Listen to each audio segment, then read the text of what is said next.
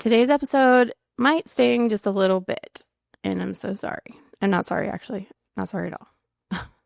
So from your perspective, you're doing everything right. Your work is solid. Your client service is good. You're posting consistently, but for some reason, you're still not busy. Meanwhile, it feels like everyone else is booked out and thriving, and you're wondering, why am I not busy and everyone else is? Are they just lucky? Are they cheating the system? Are they paying for followers? Probably not. So what is it they're doing that you're not? Spoiler alert, it has zero to do with their follower count, and it's not the algorithm. It's you guys. So I wanted to have this hard conversation with you, not because I'm a jerk and I want to hurt your feelings or piss you off, but because I know you can do better than this. And how do I know that? Because you're here, you're listening to this, and you're trying your best to figure it out and fix it. And that is, as I say, half the battle. So if everything I said just hit home for you and you're feeling like nothing you do is working and the algorithm is punishing you and people just don't get you, I have some questions for you. And I'm not going to sugarcoat here because I just have to get it out there. And to be totally honest with you, I follow a lot of people like this who will likely never hear this episode, even though they so badly need it. So if this makes you think of anyone in particular that might get some benefit from hearing it, please share it with them and help them to help themselves, please. So first of all, I want to ask you, how are you presenting yourself online? I had to learn the same lesson, so no need to feel any type of way about this. It's just an honest question and a subject that I feel like is not talked about nearly enough.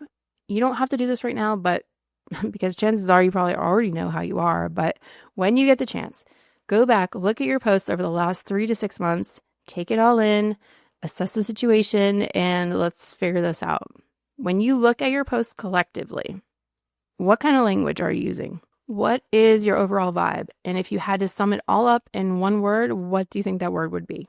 Do the words angry, sad, confrontational, depressing, judgy, whiny, or complaining, or anything along those lines come up for you?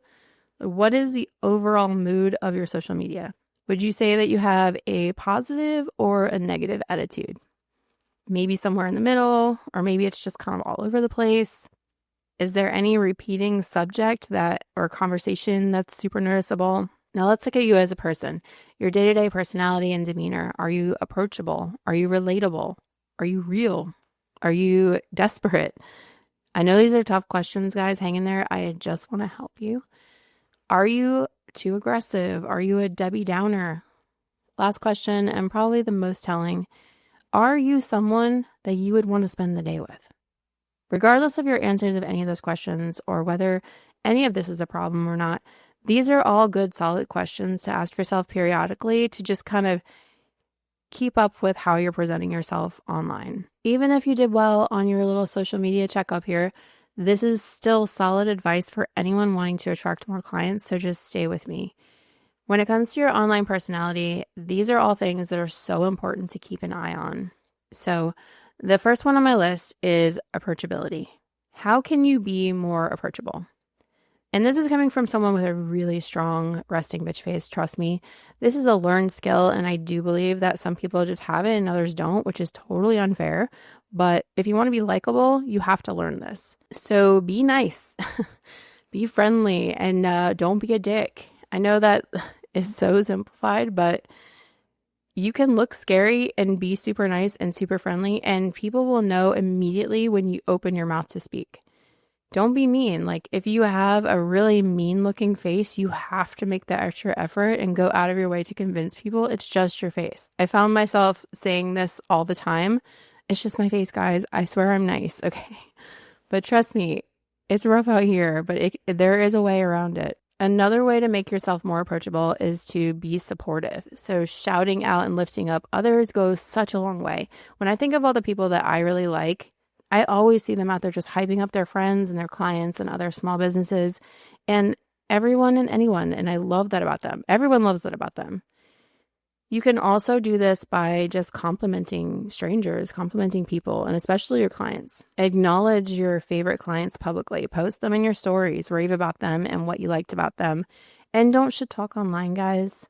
Well, you shouldn't shit talk at all, but for the purposes of this episode, just keep it off social media. This next one goes along with the shouting out clients. And something that I love to do is encourage the good behaviors and the good clients. And what do I mean by that? So this is something I talk about a lot, and it's a strategy I learned just being a parent, but ignoring the undesirable behaviors and rewarding the desirable behaviors. When applying this to your clients, that means pointing out all of their good deeds publicly. I like to talk about how great our conversations were, or how well they sat for such a long day of tattooing, or they were really fun or funny, or share some funny story that they told you, or just anything that I can think of from the appointment, all of my favorite things about them. But this also means that we're ignoring the bad behaviors. We don't complain about clients online, and we don't post negative comments about them. It's so easy to give into that urge to post in your story that you got stood up again by this piece of shit client and talk all your shit. And you think it's warning people against it, but really it just kind of makes you look like a chump. And now people know that the worst thing that's going to happen is that you might whine about it in your stories. They're not afraid of you, dude. And they're going to walk away from a couple $100 just to save 1,000. When people are promoting the good clients and making a huge deal about them, we're teaching clients what we want. People will generally respond better to positive reinforcement than negative, meaning they're more interested in making you proud of them and getting all the gold stars from you than they are afraid of your online temper tantrum.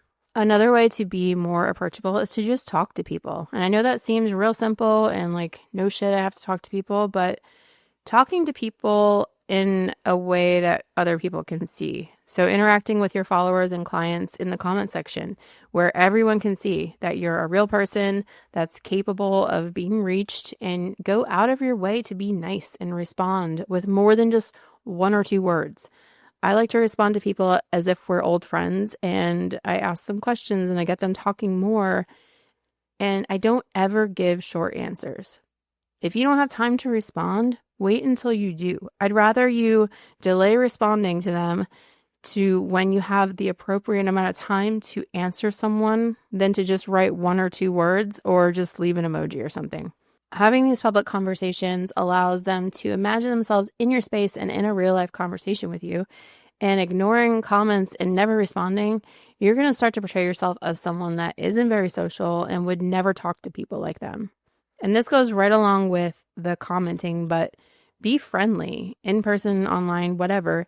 Just especially if they're following you and they're always reading comments, even if they don't ever comment themselves, seeing you being a real human being that's nice and friendly goes a long way to make someone feel comfortable with you. They may never have a conversation with you or ever comment or anything, and they might go tell their friend, oh my God, she's so nice. She's always so sweet online.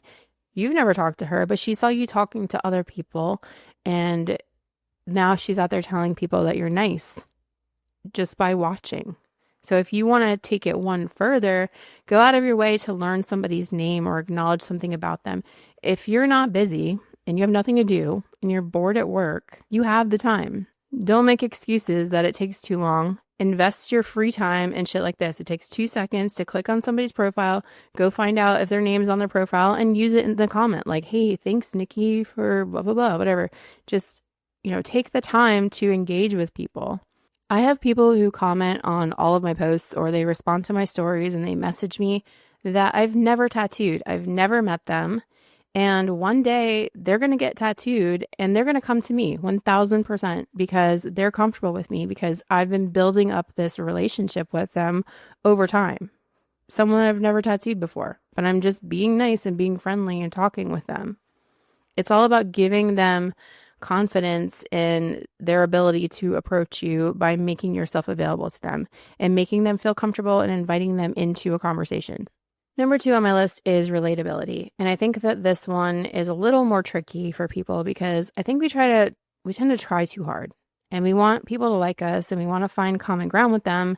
So we start to post things that we think they want to see or what we think they want to know about us. And it becomes more curated and actually less relatable.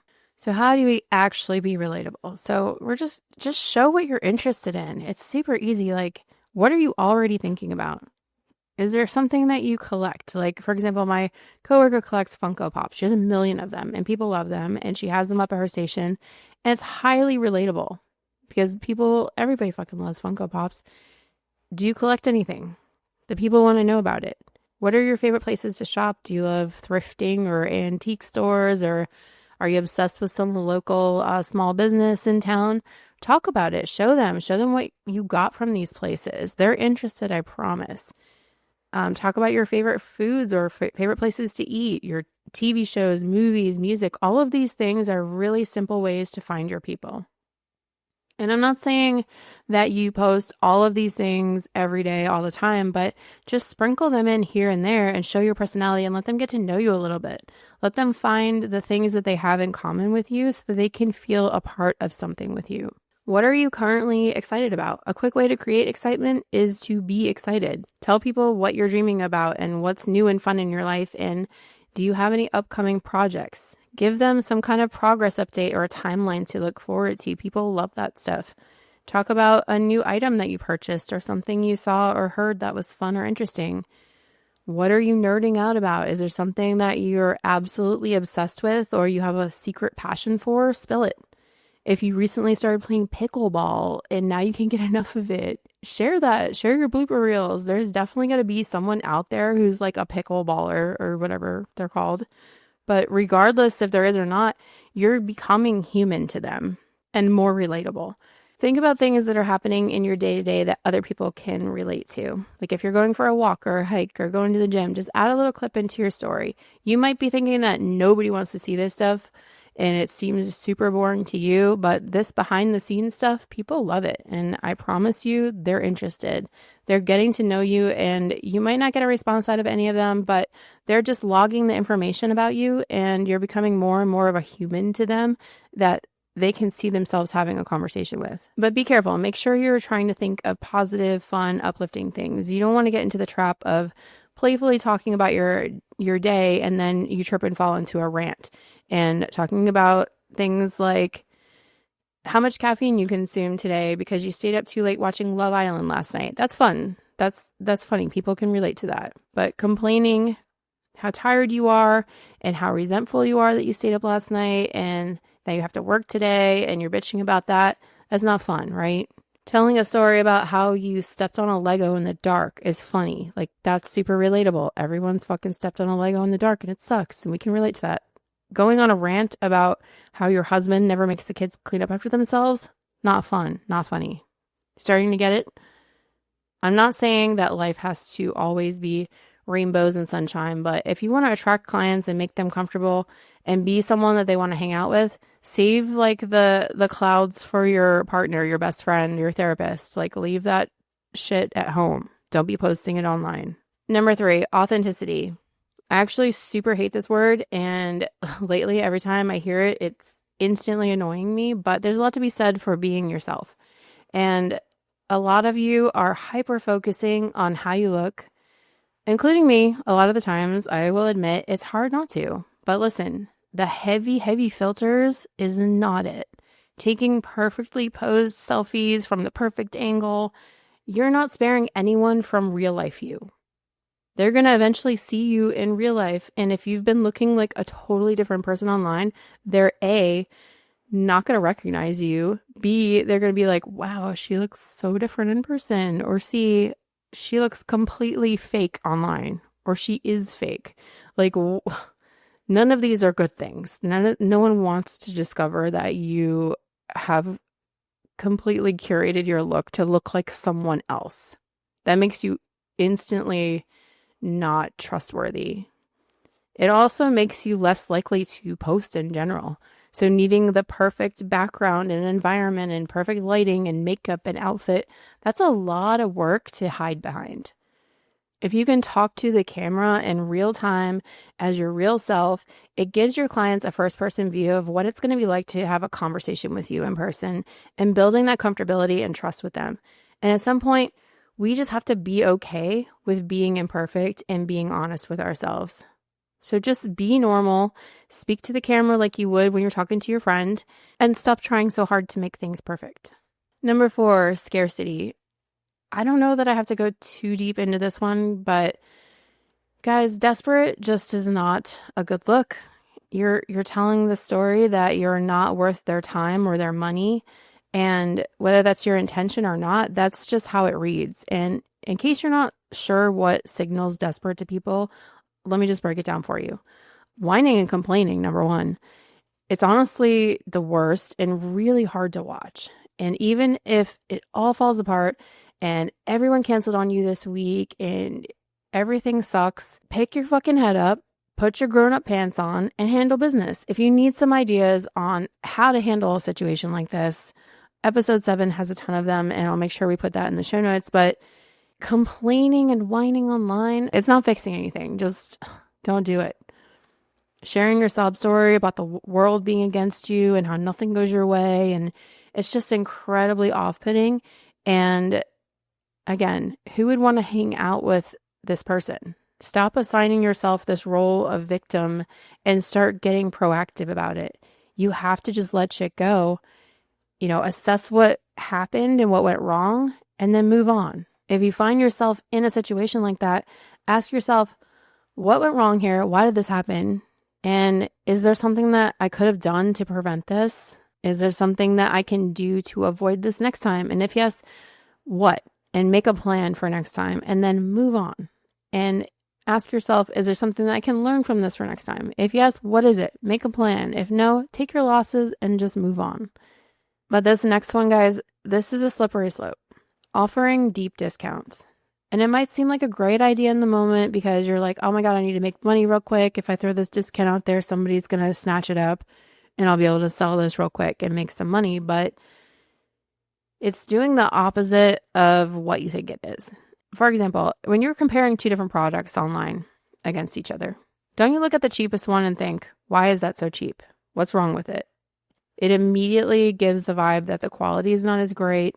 And that's what you're telling people about your work when you discount it like that. So please just don't do that. Number 5, aggression.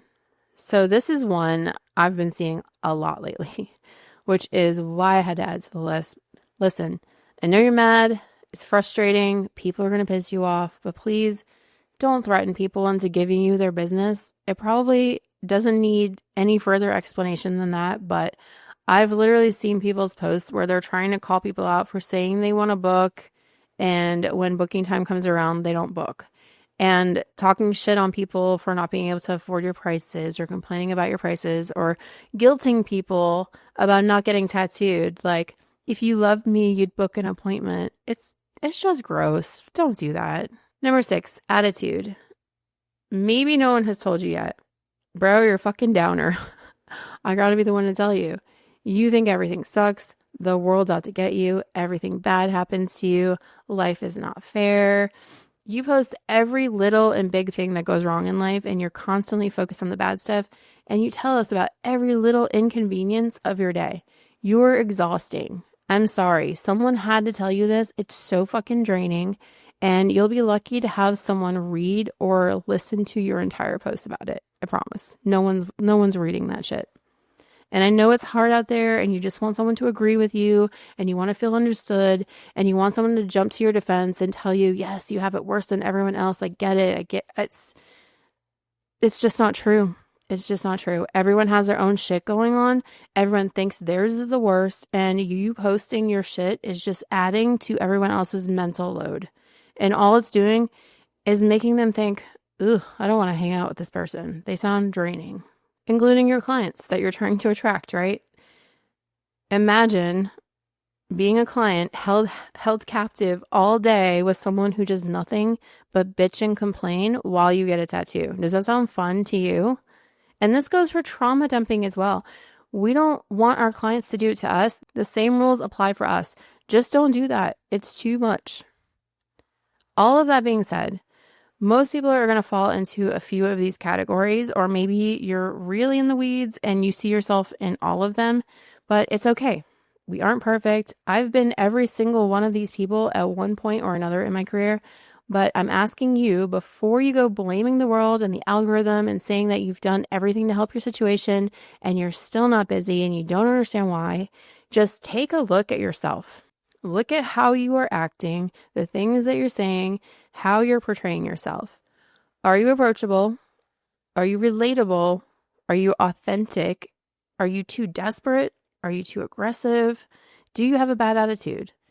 And do you want to hang out with a person like yourself? If not, it's time to get your shit together. You're only going to attract the same that you're putting out there.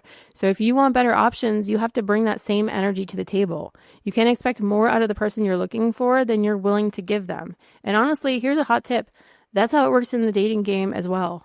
Maybe no one's ever told you because, well, it's hard to tell somebody how they are and that the way that they are is what's hurting them because, first of all, you don't want to hear it and accept that you're the problem.